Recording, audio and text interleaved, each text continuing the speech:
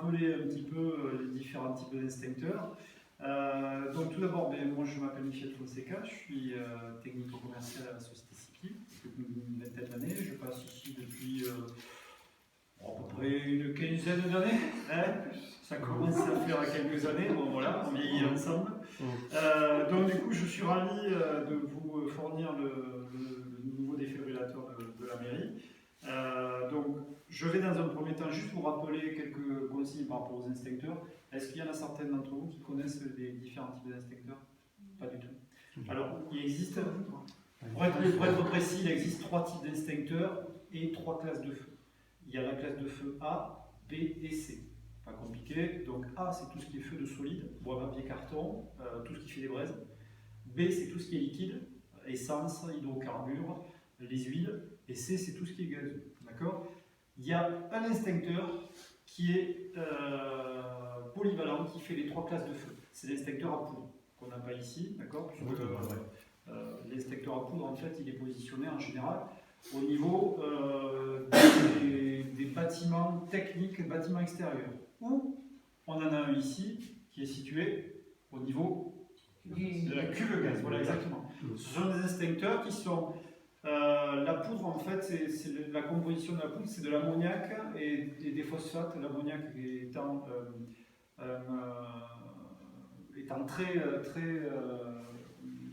pardon, il y a un pH très agressif et donc en fait, l'ammoniac va absorber l'oxygène du feu, d'accord? Donc le pH, voilà, je cherchais le mot, le pH étant très, très négatif et très acide, voilà, il va éteindre. Le seul inconvénient, c'est qu'il va aussi générer pas mal de dommages collatéraux. Donc dans un bâtiment public, un ERP, établissement en soins public, on évite d'avoir de la poudre. Alors il faut savoir qu'il y a 20 ans de ça, on mettait de la poudre partout parce que c'était l'instincteur magique. Donc maintenant, on a des instincteurs qui sont un petit peu plus efficaces. Il faut savoir, donc celui-ci c'est un instincteur à eau, d'accord? Alors la couleur normalisée, les couleurs normalisées. La couleur normalisée de l'instincteur à poudre, c'est jaune, d'accord? Donc il y a toujours un rappel, ou sur la sérigraphie, ou sur la goupille, ou sur... Voilà.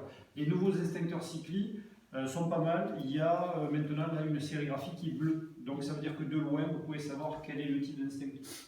Donc je vous rappelle juste pour finir l'instincteur à poudre, c'est jaune. D'accord? Vous en trouverez, donc, comme je l'ai dit, sur les locaux techniques ou sur les véhicules. D'accord?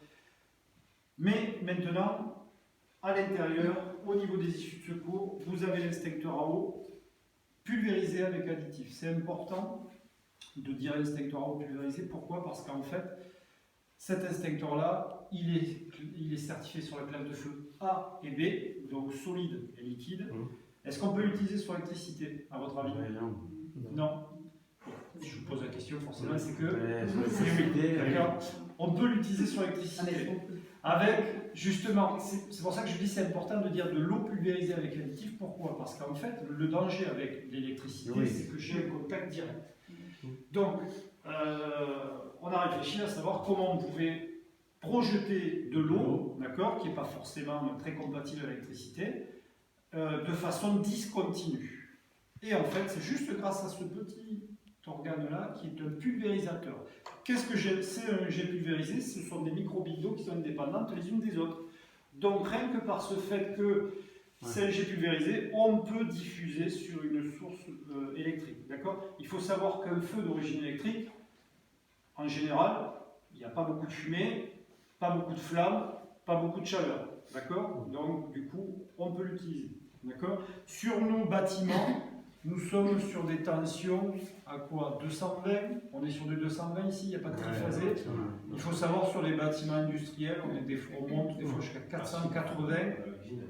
Voilà. On peut monter jusqu'à 440, 480 maxi pour du triphasé. Il faut savoir voilà, que sur la sérigraphie, il y a marqué utilisable sur les tensions inférieures à 1000 volts. D'accord? Si on se rappelle nos cours de techno de 3e, même si c'est très loin. De 0 à 1000 volts, c'est ce qu'on appelle la basse tension. Et au-delà de 1000 volts, c'est la haute tension, c'est des transfos. Donc en fait, pour essayer de vraiment différencier. On sait que l'instincteur à eau pulvérisé avec additif, je peux l'utiliser sur la basse tension, tout simplement. Et la basse tension, ce sont nos bâtiments publics, d'accord, ou nos maisons. Donc l'instincteur à eau a une durée de vie d'une dizaine d'années, d'accord. C'est un extincteur qu'on peut utiliser à partir de 3 à 4 mètres sur le feu, le potentiel feu qu'on va vouloir éteindre. Il a une autonomie, à votre avis, quand je le percute, une autonomie de combien de temps? Tant que c'est vide, quoi. Combien vous pensez? C'est quoi, à votre avis? Ça doit pas être beaucoup. 3 minutes, 5 minutes? 45 secondes. Oh la vache.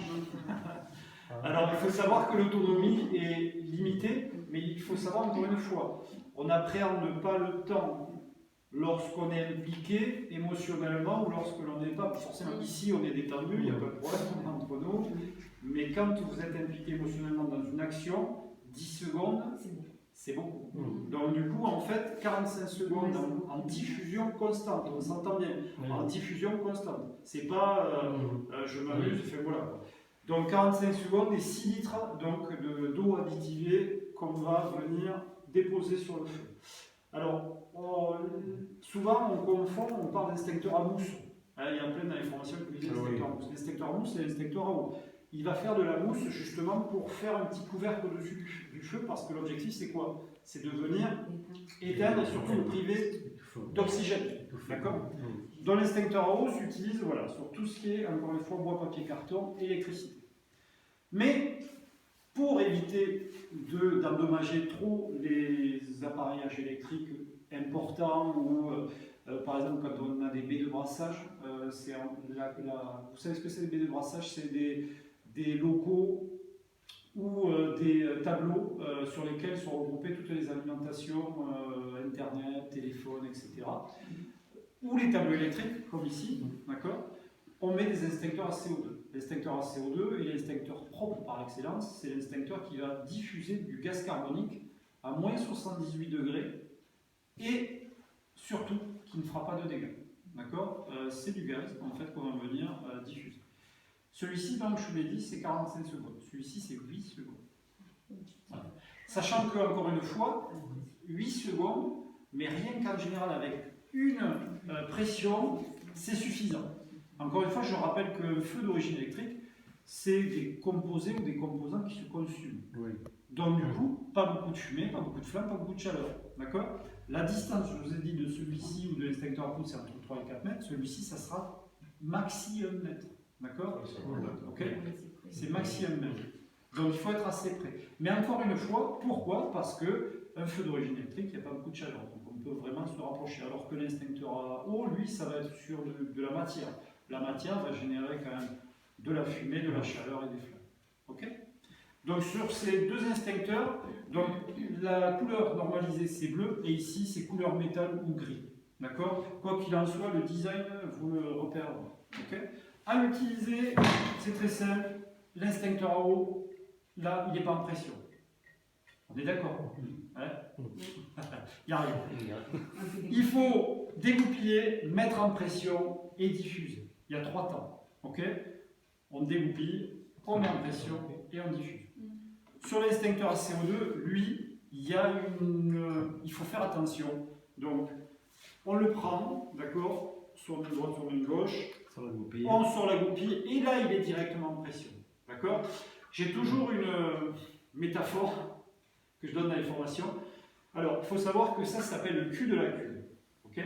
C'est comme ça. Et je dis toujours, utiliser un extincteur à CO2, c'est comme quand c'est la partie rigolote. C'est comme quand un homme invite une femme à danser, d'accord? Il lui met la main à la taille et va au cul, d'accord? Retenez bien, c'est important. Pourquoi? Parce qu'en fait, quand on va le diffuser, les moins 78 degrés vont venir se concentrer ici et au cul de la cuve, d'accord? Donc quand on l'utilise comme ça, ok? Donc voilà. Ça c'est important, c'est pour ça que la petite métaphore, des fois on la retient. Et voilà, il y en a qui dans les formations le font. Bon, c'est pas instantané, mais des fois au bout de quelques secondes, voilà, ça brûle. Ok? Ça c'est pour les extincteurs. Est-ce qu'il y a des questions? C'est lourd, ça. Alors celui-ci fait aux alentours de 6-7 kg. Et celui-ci fait aux alentours des 12. Alors par contre, celui-ci, on peut le laisser au sol, d'accord?